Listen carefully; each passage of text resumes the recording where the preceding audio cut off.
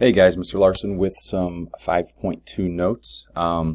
So today what we're going to be doing is similar to 5.1 when we had a trig expression that we had to simplify. We're going to use all those skills. I think today's notes are actually easier. I like this more than the other stuff, but I think it's a little easier because, let me skip down. What we're going to have here is an equation, and we're claiming that, for example, this left side equals the right side. We can't treat it as an equation yet, even though there's that equal sign, so I can't subtract things from both sides or multiply both sides by the same thing. All I'm really allowed to do is use my identities and some of the techniques that we used with simplifying in the last set of notes to make the left side match the right side. Now you're free to work on either side, but try to stick to just working on one side at a time. Okay, so let me go over a couple techniques. Feel free to pause and copy these down. I'm going to cover these pretty quickly. So first strategy, which is probably my favorite one, it doesn't always work, but for me I seem to have the most success with that, is I mentioned in my previous screencast that every trig function, all 6 of those trig functions, can be expressed as either some form of sine, some form of cosine, or a combination of the two. So using our reciprocal or our quotient identities. Okay, so that's one strategy that I really like to use. Second strategy is if you have, for example, 2 fractions on the left side of the equation and 1 on the right side, you're going to have to combine the 2 from the left side to make it 1 fraction, right? So find a common denominator and either add or subtract those fractions. Factoring for strategy 3 here. You can factor and do some canceling, or factor and that'll kind of help you match up numerators and denominators on the 2 sides. Strategy 4 is expanding expressions by distributing. You know, if it's calling for multiplication, you don't have to multiply, but sometimes that will let you kind of see how to get from the left side to equal the right side. And then last one, substitute any of those identities that you see. So remember the Pythagorean identities use those squared terms. So anytime you see like 1 plus or 1 minus a value, or some of those trig functions squared, a lot of times those Pythagorean identities come into play. And then of course don't forget our reciprocal and quotient identities. So I'm going to try to keep this to 15 minutes. I'm going to do as many as I can, and hopefully you see kind of how this works. So the setup. I want you guys to draw a vertical line from the equal sign and only modify one side at a time. So I would recommend always starting on the more complicated side. So sometimes it's hard to tell what the more complicated side is, but I think on this one I'm going to start on the side that has 2 trig functions on it. So sine of x times secant of x. I need to make this look like tangent of x. Well, I know that secant of x is really 1 over cosine. So let's do sine of x, and then I'll change secant of x to 1 over cosine of x. This is really, once I multiply, sine of x over cosine of x. Oh, I know that using my quotient identity, that is equal to tangent. So let's see, 1, 2, 3 steps. I got the left side to equal tangent of x. Okay. All right. Let's look at number 2.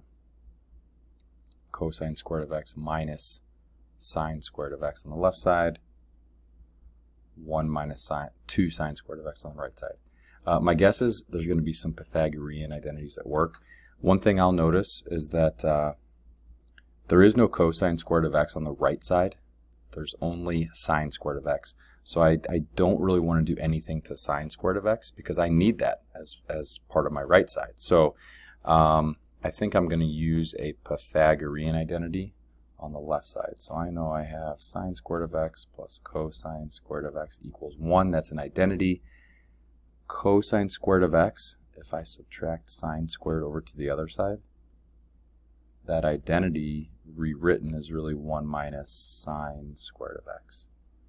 So cosine squared is 1 minus sine squared of x, plus I have another sine squared of x. Subtract it. That gives me 1 minus 2 sine squared of x. So it matched up. All right, let's look at number 3.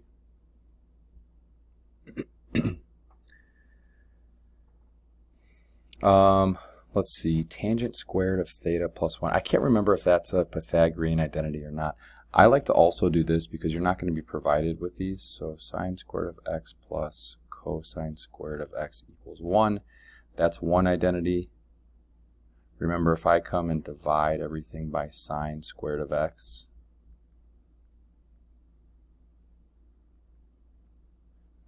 let's see, that gives me 1 plus tangent squared of x equals cosecant squared of x. So that's another identity. And then let's come back and divide everything by cosine squared of x. That'll give me my last Pythagorean identity. So sine over cosine, that gets me tangent squared. Wait, I think I wrote this wrong. Sorry guys, I think this tangent should have been cotangent because it was cosine over sine. Yeah, because every trig function appears once in these. So cosine squared over cosine squared is 1. 1 over cosine squared is secant squared. So before you guys start like a test or a quiz, I would write these out. It should take you less than 2 minutes or so. And then you have your 3 Pythagorean identities written out.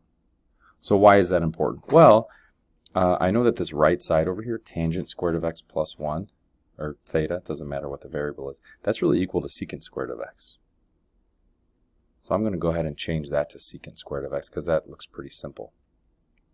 Now let's do some work on the left side. You are allowed to work on both sides. Just make sure you work on one side at any given time, then stop, go work on the other side if you need to. So let's see, I have a secant of theta already.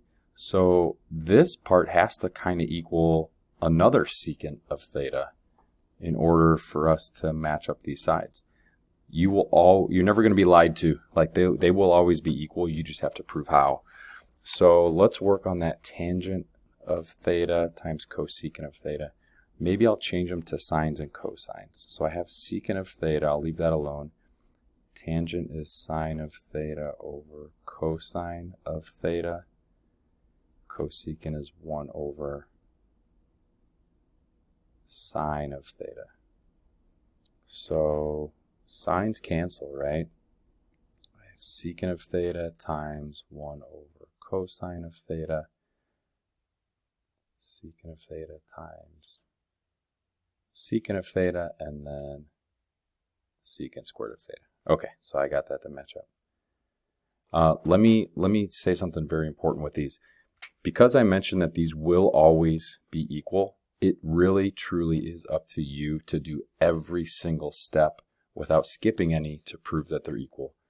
If I would have started here, and then let's say I never had any of this stuff, and I just got to this, and it showed, oh, secant squared of theta equals secant squared of theta. Well, come on, I'm not buying that. There's no way that you knew this. You just saw that it had to equal that from the other side. So I'm grading your process. If you skip steps, you're skipping points. Okay? So just keep that in mind. You need to literally show every single step and prove to me that they are equal. Okay. Number 4, I'm not going to do anything on the left side. Right side, I'm going to change to sines and cosines, I think. 1 minus sine of x times cosine of x. Do that over 1 since I have a fraction. Sine of x over cosine of x. And we see some things start to cancel, right? So that's now equal to 1. Okay, hopefully you guys are starting to get the hang of this. I think this is easier because we have a target of what we're aiming for, right? You know when you're done. You're done when it actually does match up with the other side.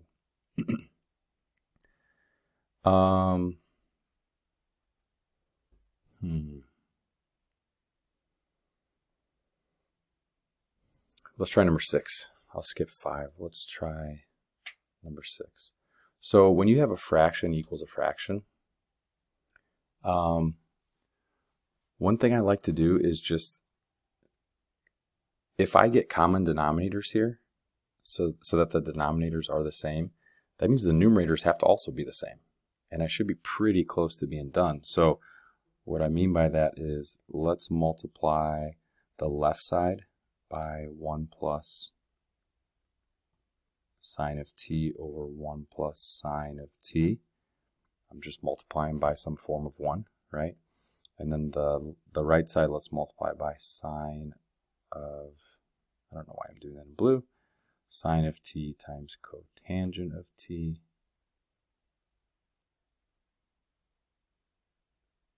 over sine of t times cotangent of t. I think I just saw an easier way, but we'll keep going on this route. So what does that give me? I'm not going to distribute on the bottom. I'm going to keep this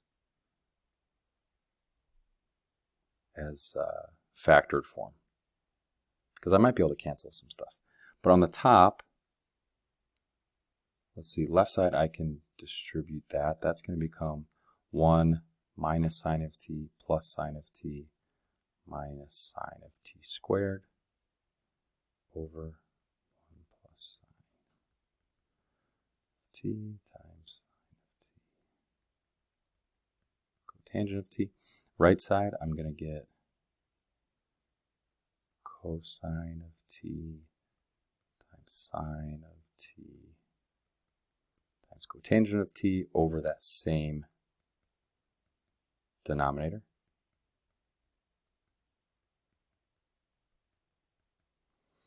So notice the left side and right side, as I currently have it, have identical denominators. So I don't really need to do much with that.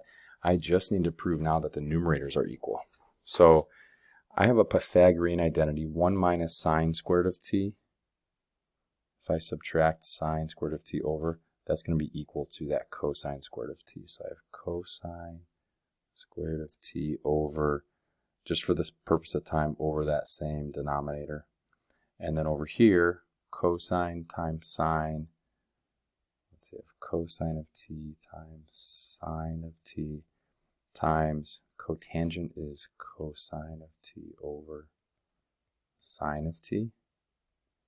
These signs will cancel. That's all over the same denominator as well. I don't want you guys to do this part. I'm just trying to save some time. And I'm left with cosine squared of t over that denominator. So we can see I got my match there, right? So that was one where I had to work on both sides. So once we got that common denominator on both sides, by multiplying by a fancy version of 1, I was able to just focus on the numerators. Okay. I want to do number 8. So number 8, one thing I'll notice here is I have 1, 2 terms on the left side. I only have 1 term on the right side. So that's a big indicator that I need to get the left side to be exactly 1 term. So let's make these fractions. So sine of x over cosine of x plus cosine of x over sine of x. I want to get common denominators, so I'll multiply by sine of x over sine of x, cosine of x over cosine of x. I'm going to get sine squared of x plus cosine squared of x all over sine of x times cosine of x. And Pythagorean identity tells me that numerator here is equal to 1. So 1 over sine of x, cosine of x. That's what I was aiming for. Okay. So guys, you can see some of these get a little more complicated. I would take the same approach that I just did on number 8 with number 9. I have 1 fraction on the right side. So I would try to rewrite these as fractions, get common denominators, and combine. And my guess is you'll be pretty close. If not already done, you'll be pretty close to being done just by doing that. Number 10, I would probably distribute here and see where that leaves you. 7,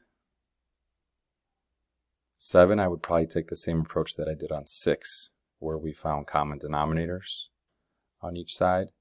And number 5, 1 term, 2 terms, I would probably try to combine the left side to get 1 term. So try your best, check the key out, and I'm sure you do great. Thanks, guys.